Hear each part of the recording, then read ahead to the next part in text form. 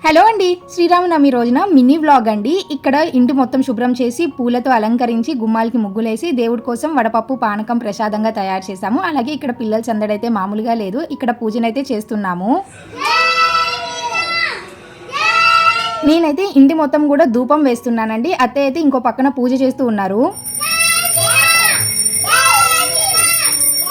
పూజ అయిన వెంటనే ఇంకా బ్రేక్ఫాస్ట్ తయారు చేస్తున్నాను. అలాగే పులిహోర కోసం కూడా అన్నీ రెడీ చేస్తున్నాము. ఈ లోపు నేనైతే రెడీ అయిపోయి వచ్చానండి. ఇప్పుడైతే టెంపుల్కి వెళ్ళాలని నేనైతే ఈ శారీ వేసుకున్నాను. ఇంటి దగ్గరలోనే ఉన్న రాముడు గుడికి అయితే వెళ్తున్నాము. అలాగే అపార్ట్మెంట్లో పూజ చేస్తూ ఉన్నారనమాట. ఇక్కడ కూడా దర్శనం చేసుకొని ఇంక ఇంటికైతే వచ్చాము.